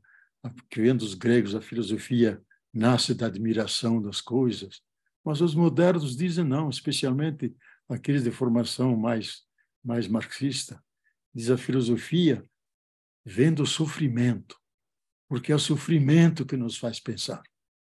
Então, eu acho que as duas coisas, tanto você assistir uma florzinha na grama que eu vi hoje de manhã, os milhões de folhas de grama, há uma florzinha pequenininha, amarela, que se abre para o universo. E aí me lembra o Ângelus Silesius, que diz de roses onde farum, a rosa é sem porquê, ela não se incomoda se você a olha ou não a olha, ela floresce por florescer. Ela está dando uma mensagem ao universo. E eu que estou ali olhando, me uno a ela, estou junto com o universo. Viver a filosofia como um estado de vida, uma atitude fundamental. E mesmo nas coisas mais científicas, buscar uma atitude filosofante, buscar as causas, buscar as razões, as conexões das coisas. E acho que toda a ciência, eu admiro muito a ciência alemã, dos grandes cientistas, por exemplo, as aulas que eu assisti de Werner Heisenberg, o que ele conhecia da filosofia dos pré-socráticos, dos modernos, coisa extraordinária. Porque tinha uma atitude filosofante, como Einstein tinha uma atitude filosofante. Não eram filósofos profissionais, mas eram gente que pensava a realidade. Isso nós devemos, vocês como filósofos, façam isso. Aprender a pensar qualquer coisa do cotidiano, da própria vida, da sua própria situação interior, dos seus movimentos da alma, daquilo que vem na tua cabeça, do curso do mundo, das ameaças que pesam hoje. Há 18 lugares de guerra no mundo de grande devastação, que os jornais nem falam, na África especialmente. Só se fala da Ucrânia, massacrando um povo. Estive 2 vezes em Kiev. 2 vezes, um país belíssimo, com uma tradição enorme. Quando celebramos os 1000 anos da Rússia, onde começou a celebração? Começou em Kiev, que lá foi fundada a Rússia. Moscou era uma vila de camponeses, então lá começaram as cerimônias oficiais, e eu era um dos convidados junto com outros brasileiros. Então, pensar tudo isso, pensar a cultura, pensar qual é o projeto de nação que está se elaborando, esses vários partidos, que interesses estão por trás? Eles envolvem o povo, envolvem a comunidade toda, ou é uma coisa elitista que só envolve os interesses econômicos e não o espírito humanitário, a generosidade, a cooperação, aquilo que nos faz humanos? E isso eu acho que é uma tarefa da filosofia que vocês devem levar, não como uma disciplina. Lógico, é uma disciplina, mas mais de uma disciplina é uma maneira de ser, maneira de pensar. E tudo nos leva a pensar, e aí sai uma irradiação nossa, que outros percebem. E nós buscamos as razões mais fundamentais, mais ocultas, que estão atrás da realidade, e trazemos à luz aquilo, e por isso podemos compreender melhor o curso da história. Professor Tiago Silva diz: é sempre um prazer e um presente ouvir o senhor. Professor Boff, como podemos encantar as novas gerações para abraçar a causa da defesa da vida e da ecologia integral? Olha, tudo deve começar em casa, sabe? Tem até um famoso livro do Winnicott, que é esse grande psicanalista inglês, e que também pensava muito, trabalhou com a filha de Freud, Anna Freud. E ele tem um famoso livro, Tudo Começa em Casa. Então, eu acho que a gente deve começar em casa com as nossas crianças, fazê-las pensar. Eu escrevi um livro de 500 páginas, até uma vergonha eu dizer isso. Olha, nem está aqui, está lá na outra estante. Ah, não, eu tenho aqui edição inglesa.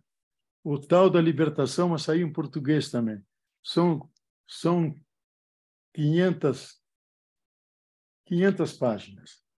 E eu e um cosmólogo norte-americano escrevemos sobre um diálogo da ecologia com as ciências modernas, e assimilando também as grandes tradições do Oriente. Por isso é O Tal da Libertação, explorando uma ecologia da transformação. Está em português, está na Vozes, e quem lê esse livro muda a cabeça. E a gente fez sobre isso. Eu disse, como não pode ficar entre nós, aqueles que leem e estudam ciência? Eu escrevi um livro que fiz 10 aulas sobre isso, a nova visão do universo. Como surgiu o universo, como surgiu a Terra, como surgiu o Sol, como surgiu a vida, como surgiu o Espírito, como surgiu o conceito de Deus. Nós vendemos mais de 30.000 exemplares nesse curso, que é eu fiz para as crianças, testei na escola, as crianças ficaram encantadas com aquilo e me ajudaram a melhorar. Se tem essa palavra aqui, a gente não entende, tem que mudar. Esse desenho está mal feito. Então, eu acho que a gente tem que saber traduzir. Como Heidegger dizia muito bem, se você não consegue traduzir o teu pensamento filosófico numa linguagem que a pessoa da rua entenda, você não é bom filósofo. Você tem que ser capaz de traduzir de tal maneira que se estabelece um laço com o outro e o outro pode te acompanhar. E te enriquecer, inclusive. Porque cada um é um filósofo. Cada uma é um filósofo. Porque pensa, está sempre pensando. Então, a gente se especializa no pensamento, aprofunda o pensamento. E tem a santidade do pensamento no sentido de buscar o pensamento mais puro, melhor, nada contaminado com os interesses. Mas isso eu acho que a gente tem que começar. E tem vários livros de filosofia para crianças. Até um amigo meu lá da Universidade Federal do Espírito Santo escreveu um livro, Filosofia para Crianças, extraordinário. Yara chama o livrinho. E tem outros aí. Ensinar as crianças a começar a desconfiar das coisas, a perguntar o que está atrás disso. Porque a filosofia sempre procura o que está escondido e quer levar à luz. Então, já começar a trabalhar como tratar a água, como tratar o lixo, fazer a separação daquilo que é orgânico, daquilo que é plástico, daquilo que é metal. Quando sai na rua, estar atento ao chão, ao tráfego, ver como uma cidade está distribuída, onde estão as fábricas, como passam os carros. Começar a pensar a cidade e descobre a sua organização e fazer um passeio para eles ir dizendo o que estão vendo, como é que eles pensam. Então, é ensinar a pensar, desde pequenininho, porque as crianças fazem perguntas que nos surpreendem, e nos ensinam muitas vezes, porque não estão contaminadas pela escola do faraó que nós temos frequentado, sabe? Mas eu acho que é possível fazer isso, sim. Ajudar. Perdão, professor. O Danilo Souza comenta, sempre emocionante e sempre uma alegria ouvir e aprender com a Casa Comum. Francisco Silva comenta, maravilha de reflexão, gratidão, professor Leonardo Boff. O Michael pergunta, professor, muito obrigada pela palestra. Além do senhor, o Ailton Krenak, o Cacique Copenaua e Daniel Munduruku, quais os pensadores atuais têm ideias semelhantes e o que o senhor recomenda à leitura? Olha, eu acho que o Ailton Krenak é muito bom. É uma pessoa genial como pensamento. Ele escreveu um livro, Como Protelar o Fim do Mundo. Como Protelar o Fim do Mundo. Então, o outro, e é muito interessante, porque ele vê a realidade como indígena, ele domina os dois discursos, o nosso moderno e aquele lá do Vale do Rio Doce, de onde ele vem, que antigamente chamavam de botucudos, mas eles são os Krenak.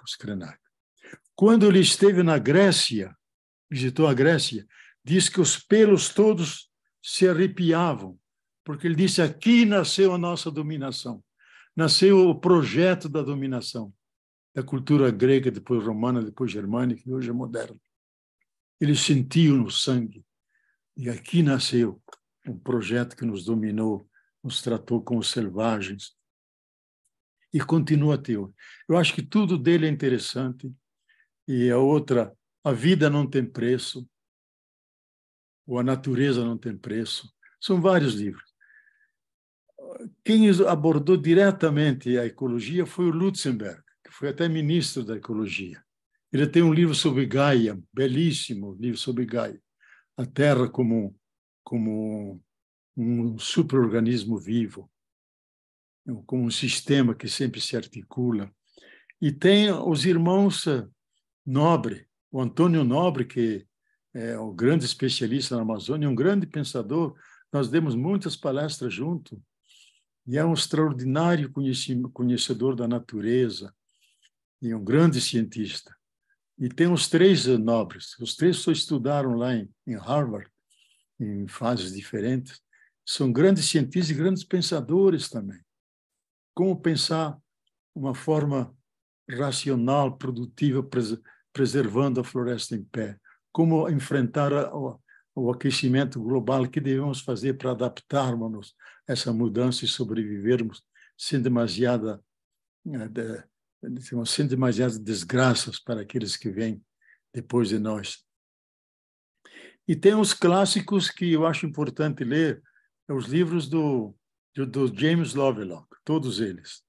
Aquele que é a Gaia, uma nova visão do mundo, o Última Vingança de Gaia, são 3, 4 livros traduzidos, Ele está vivo, velhinho, com quase 100 anos, e eu me admiro porque ele era muito ativo nas entrevistas e tudo, e eu esperava que ele falasse alguma coisa sobre o coronavírus, mas não falou nada até hoje. Eu acho pena isso. Mas deve estar muito acabadinho já. Mas tudo que encontrarem dele, leiam que vale a pena, tem conhecimentos profundos. Depois tem o Fridtjof Capra. Fridtjof Capra, que começou com esse discurso da mudança de paradigma, a cadeia da vida dele. É um grande amigo meu, nós temos dado palestras juntos em vários lugares e falamos sempre alemão, porque ele é austríaco. O meu inglês me dá muita liberdade. Tudo que encontrarem de Capra, leiam que vale a pena. A teia da vida, a mudança de paradigma, o outro, que é influenciado por mim até, porque eu disse, olha, você é um europeu, está nos Estados Unidos, no coração do império, você não vê as conexões ocultas do capitalismo que está por detrás de todo o sistema. Aí ele escreveu um livro, As Conexões Ocultas, onde ele tenta desmascarar quem está agredindo a terra, que é o sistema do capital. É uma colaboração que nós, latino-americanos, temos dado a ele. De vez em quando ele vem ao Brasil. O ano passado ele veio a convite dos grandes industrialistas do Rio de Janeiro, deu o maior susto a eles. Se vocês não mudarem a relação com a natureza, os projetos de vocês não vão valer nada, vocês todos vão perecer. Os 15 mil dólares que pagavam pela conferência não queriam pagar, porque todo mundo saiu desesperado. Eu disse, eu tenho que dizer a verdade. E de vez em quando ele me falava e telefonava e dizia, Boff, como é que está? Eu sempre pergunto, como é que está a Amazônia? Como é que estão as águas? Eles têm uma preocupação enorme sobre isso, porque eles sabem que da riqueza ecológica do nosso continente, que é a única grande reserva mundial de vida, de espaço, de biodiversidade. Só o lítio, que é fundamental para a nova tecnologia, temos 85% do lítio, 40% do cobre, da bauxita. Coisas fundamentais para a nanotecnologia estão aqui. Então, somos uma reserva da natureza. Daí a cobiça, tanto dos chineses como dos americanos, porque aqui está um pouco a garantia de futuro para eles. Mas nós devemos cuidar disso e não deixar que eles nos roubem as nossas riquezas em função da acumulação, não em função do bem-estar da humanidade, em função do sistema mais rico, mais sustentável, frigolete em aspas, sustentável para eles, mas insustentável para a globalidade do sistema vida, do sistema Terra.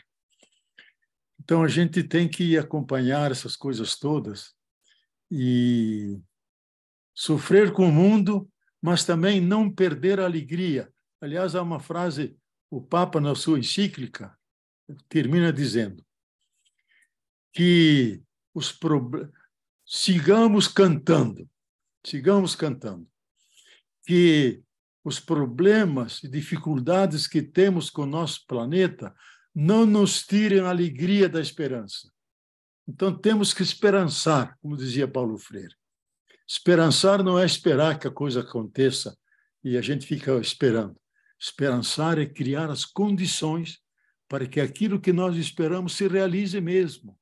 Então, a esperança ativa, com as mãos operosas, uma mística dos olhos abertos, não os olhos fechados, e as mãos operosas, isso é esperançar. E eu acho que nós temos condições de sair dessas crises, porque a Terra passou por 15 grandes crises. Aquela do Parmesiano, entre 80% a 90% de toda a carga biótica desapareceu. A Terra demorou 10 milhões de anos para refazer a biodiversidade.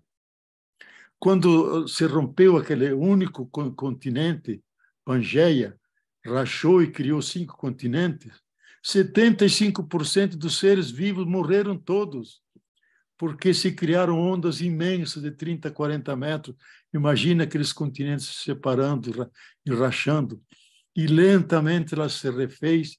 E hoje nós estamos acelerando, já estamos na sexta extinção, estamos acelerando a sexta extinção. Mas nós podemos, com consciência, e nós estamos elaborando, vocês pensando nisso, todos nós, podemos, falando com os outros, tendo um laço afetivo com a realidade. Não basta só o pensamento. Temos que ter um laço de amor, de afetividade com a planta, com o animal, não matar nenhum ser, porque a vida que está nessa formiga que está andando aqui na minha mesa, sabe lá onde ela vai dormir? Não sei. Mas a vida que está nela está em mim. Ela tem o mesmo código genético que eu. Entre um símio, os grandes símios, um chimpanzé e nós, é 1,6% de carga genética. E eles não querem virar, os biólogos dizem que nós podemos ativar o cérebro deles, eles viram homens. Seus macacos dizem, nós não queremos virar homem, porque temos que trabalhar. Nós não queremos trabalhar. Nós estamos na floresta, tem banana suficiente e fruta suficiente. Então, nós estamos na corrente da vida. E amar a vida. Porque a vida é feita para brilhar, para a gente estar alegre, apesar das agruras desse mundo, não nos tira a alegria de viver, a alegria da esperança, junto com os outros. Professor, nosso tempo está quase se encerrando, mas tem duas questões ainda. O Danilo Souza Ferreira comenta: Professor Boff, uma pergunta. O encontro do céu com a Terra nos permitiria formar ideia para adiar o fim do mundo, como apontou Krenak? Como fazer viver ecologia com aqueles que constantemente a destroem através dos negacionismos da ciência e das histórias? Ainda podemos aprender com os povos altos que nos apontou o cacique Davi Kupenawa? Olha, eu acho que nós temos que levar essa discussão adiante com as pessoas, especialmente aqueles que poluem, que têm máquinas que criam poluição, que derrubam árvores. A coisa mais sagrada que você podia dar de presente a alguém, dá uma planta. Porque a planta, ela sequestra o dióxido de carbono, nos devolve oxigênio, nos dá flores, nos dá frutos plantadas no chão. Se há mesmo no próprio bairro que mora, se você vê um cantozinho úmido, lá tem uma fonte. Plante árvores ao redor, dentro de um ano e pouco, surge uma fonte de água, que ela está escondida lá embaixo. A planta puxa a água. Então, a gente tem que fazer esses pequenos gestos. E a gente sabe que, por pequena que seja a energia que a gente emite, ela é poderosa. É o efeito borboleta, que vocês conhecem. A borboleta, do farfalhar das asas aqui, pode provocar, pela conexão de todos com todos, uma grande tempestade em cima do Pentágono. Oxalá esteja em cima do Pentágono e não em cima de Nova York. Então, porque tudo está ligado com tudo. Então, a gente tem que discutir com as pessoas, falar com as pessoas, dizer, porque a maioria não faz conexão das coisas. Eles veem, por exemplo, eu falei ontem uma palestra para o pessoal da Prefeitura de Petrópolis, eles não veem a conexão com a enchente enorme que matou todas essas pessoas e está lá, visivelmente, o nu da pedra. Tudo veio para baixo, uma montanha de árvores desceu tudo. As grandes enchentes agora na Amazônia, no Pará, no Tocantins, não faz a conexão com a mudança climática. Digo, gente, isso é consequência da mudança climática. Então, temos que fazer... A maioria não pensa, não, é porque choveu muito. Porque em São Sebastião choveu demais. Choveu demais por quê? Por que veio tudo abaixo e matou aquelas pessoas todas? Porque a gente não faz a conexão, tem que fazer as conexões e ver que tudo é um grande sistema. Por exemplo, aqueles grandes vendavais e tufões que dão lá em Santa Catarina, que é a minha terra, de onde eles vêm? Eles vêm do norte da Austrália, onde o mar lá da Austrália aqueceu 1,5 grau, então tem mais evaporação. Os ventos levam aqueles rios volantes, eles batem na neve dos Andes, descem para baixo e se transformam num tufão em Santa Catarina, arrasando casas inteiras, plantações inteiras. O que tem a ver a Austrália com Santa Catarina? É um sistema, tudo está ligado a tudo.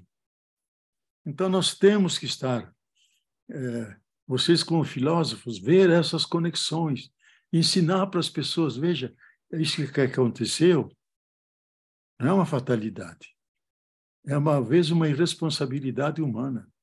Veja lá em Brumadinho, fiquei uma semana inteira lá conversando com aquele pessoal. É um crime, irresponsabilidade dos seres humanos. E até hoje ainda ninguém está preso, ninguém pagou, ninguém atendeu às demandas daquele povo. O bispo ameaçado de morte teve que ser transferido, a secretária ameaçadíssima teve que ir para a França e ainda está lá em Lyon porque querem matá-lo. Gente de lá que estão ajudando aquele pessoal. Então, ver essas conexões, isso é fazer filosofia. Ver que isso não é fortuito, são consequências da mudança que está se acelerando cada vez mais, dos climas, e os eventos, os fatos, serão cada vez mais frequentes e cada vez piores, cada vez pior, mais danosos. Então, nós temos que cuidar de nossas casas, de onde plantar, de nossas estradas, onde colocá-las, estar atentos a chamar as autoridades, fazer grupos de reflexão. Um grupo de reflexão para a gente trocar ideias, pensar a história do mundo, por que tem essa guerra ali.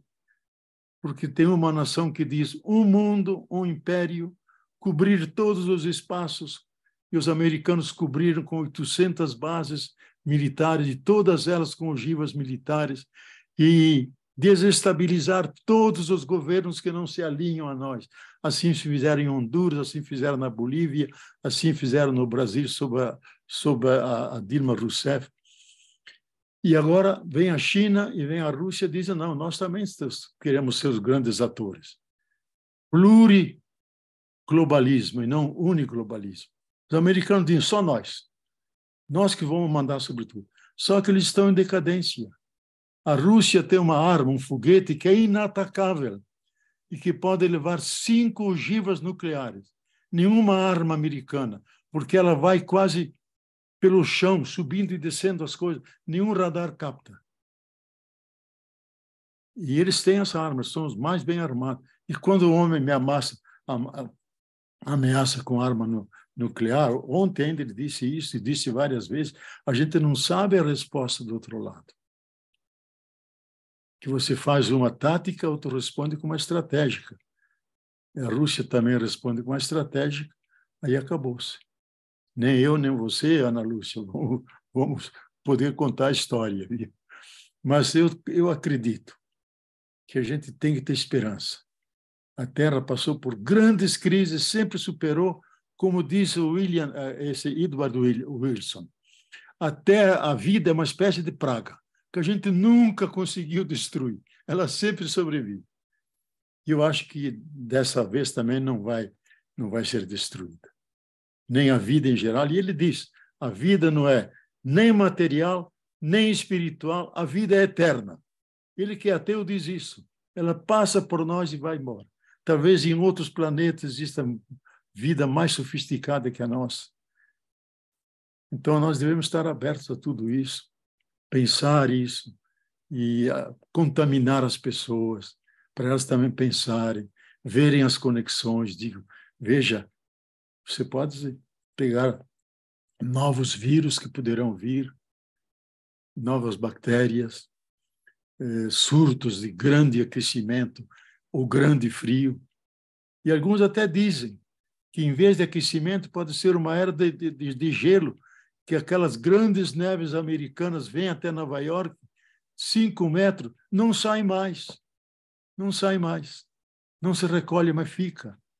Então, são eventos extremos. Por um lado, grande calor, por outro lado, grande frio. E isso pode ocorrer. A gente não sabe. É um mistério da natureza. Professor, mais uma vez agradeço, né? Estamos no nosso limite de horário.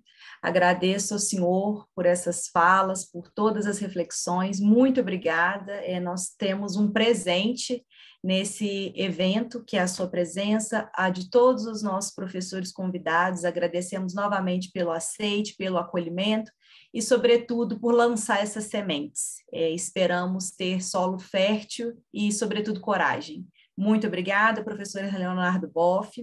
Agradeço a todos os participantes. Peço, por favor, né, que as pessoas continuem acompanhando, né, as nossas conferências, acompanhando o nosso evento. Amanhã nós teremos a segunda conferência, intitulada Corpos e Afetos no Antropoceno. A conferência será ministrada pela professora Débora Danowski e pelo diretor Frederico Bevenides. Então, até amanhã. Muito obrigada novamente, professor. Muito obrigada a todos os nossos presentes e participantes. E nos vemos amanhã às 8 horas da noite. Obrigado, professor. Muito obrigado pela atenção de vocês. E nunca deixe de pensar. Vivere filosofare est. Viver é filosofar, é pensar. E não só existir, é pensar. Muito obrigado e boa noite para vocês. E tenham bom proveito dessas palestras, que seguramente são pessoas competentes e darão outras informações e reforçarão, penso eu, a linha que nós desenvolvemos aqui. Muito obrigado a vocês pela atenção. Eu estou aqui com bonecos indígenas da Guatemala me deram, talvez ele venha como cacique, então eu tenho, pelo menos, venho com esse boné aqui para aparecer com ele. Mas muito obrigado. E lamento que o Munduruku não está aqui. Eu queria agradecer pessoalmente o prefácio, muito bonito. E continuemos a vida. A vida segue. E nós vamos brilhar, porque para isso nós nascemos. Muito obrigado e boa noite. Boa noite. Tá bom.